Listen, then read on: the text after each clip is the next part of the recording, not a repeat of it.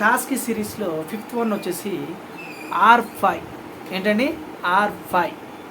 So R5 వచ్చేసి దీని యొక్క నేమ్.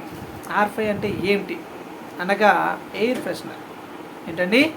Air freshener. ఓకేనా? దీని యొక్క కలర్ వచ్చేసి ఏంటంటే పింక్ కలర్ కలిగి ఉంటుంది. ఏం colour? Light pink.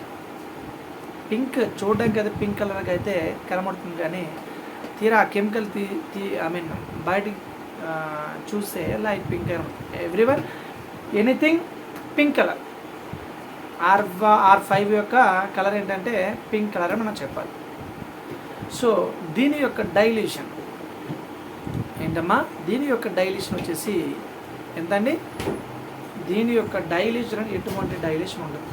Ready to use. ఏంటండి? దీని యొక్క డైల్యూషన్ వచ్చేసి రెడీ టు యూజ్ అండి. దీనికి ఎటువంటి డైల్యూషన్ ఉండదు. ఒకవేళ మనం డైల్యూషన్ చేస్తే దానికి ఉన్న గుణం ఏంటి? స్మెల్. ఒక మంచి స్మెల్. ఆ మంచి స్మెల్ అనేది పోతుంది డైల్యూషన్ చేస్తారు. కాబట్టి దీనికి ఎటువంటి డైల్యూషన్ ఉండదు. ఓకేనా? దీన్ని ఎక్కడ యూజ్ చేస్తారు? R5 అనేది దీన్ని ఎక్కడ యూజ్ చేస్తారు అంటే మన ఆఫీసులో.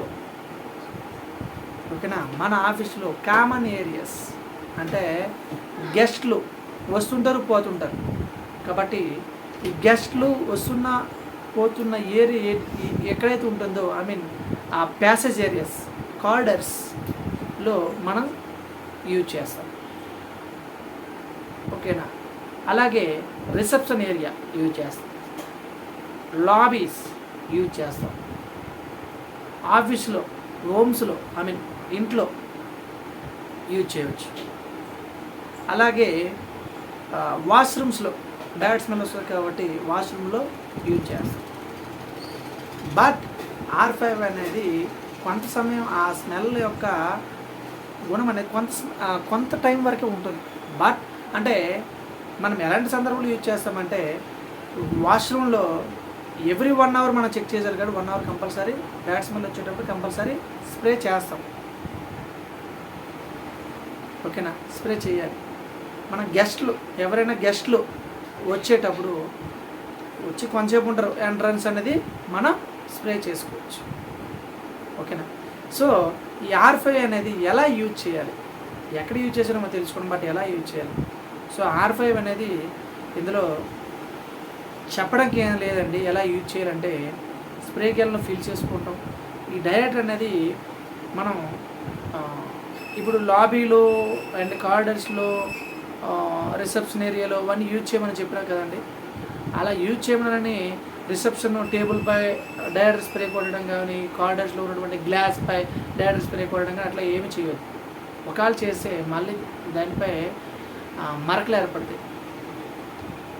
అర్థమైందా?